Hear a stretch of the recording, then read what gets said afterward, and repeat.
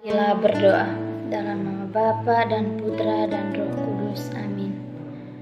Allah Bapa yang Maha Baik, puji dan syukur kami panjatkan ke depan hadirat-Mu, karena kami masih dapat menghirup udara pada pagi hari ini.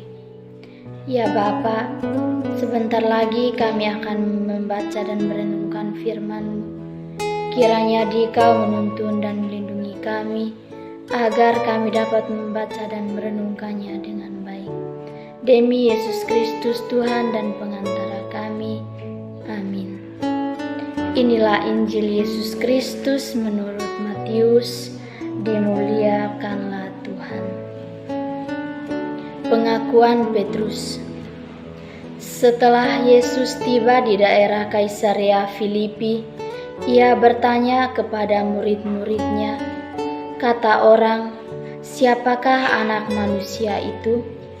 Jawab mereka, "Ada yang mengatakan Yohanes Pembaptis, ada juga yang mengatakan Elia, dan ada pula yang mengatakan Yeremia atau salah seorang dari para nabi." Lalu Yesus bertanya kepada mereka, "Tetapi apa katamu, siapakah aku ini?" Maka jawab Simon Petrus, "Engkau ini." Maka jawab Simon Petrus, "Engkau adalah Mesias, Anak Allah yang hidup."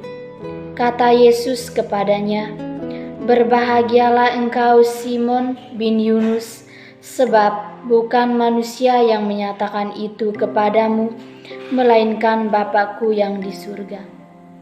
Dan Aku pun berkata kepadamu, engkau adalah Petrus, dan di atas batu karang ini Aku akan mendirikan jemaat-Ku, dan alam maut tidak akan menguasainya.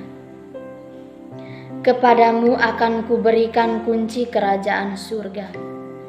Apa yang kau ikat di dunia ini akan terikat di surga, dan apa yang kau lepaskan di dunia ini akan terlepas di surga."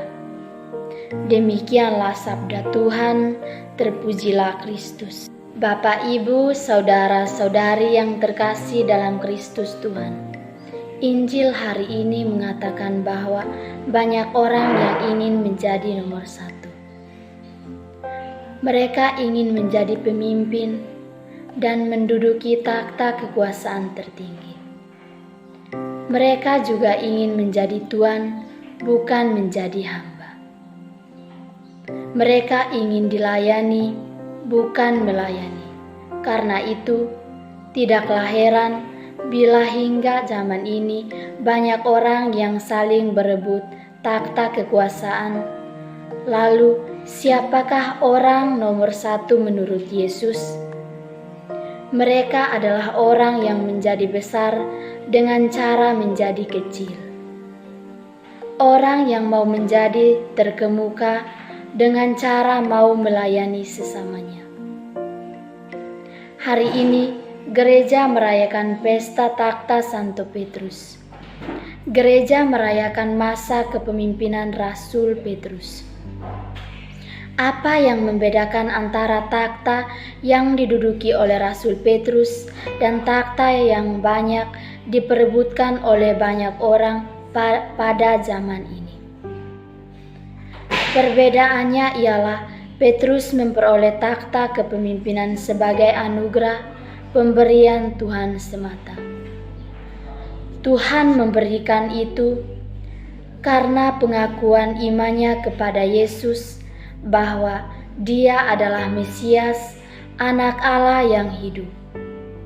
Itulah sebabnya kepadanya secara resmi dan agung oleh Yesus bahwa namanya adalah Petrus atau batu karang, dan di atas batu karang inilah Yesus mau mendirikan gerejanya dan mempercayakan kunci kerajaan surga kepadanya. Sebelum kita menutup permenungan kita pada pagi hari ini, marilah kita berdoa. Allah Bapa yang Maha Kuasa, puji dan syukur yang berlimpah kami haturkan ke depan hadirat-Mu, karena atas berkat dan perlindungan-Mu kepada kami dari tadi hingga saat ini. Ya Bapa, sebentar lagi kami akan melakukan aktivitas kami. Kiranya Engkau mengutus Roh Kudus-Mu agar selalu menyertai kami. Semua doa dan harapan ini ya Bapa, kami sampaikan kepadamu lewat perantaraan Kristus Tuhan kami. Amin. Dalam nama Bapa dan Putra dan Roh Kudus. Amin.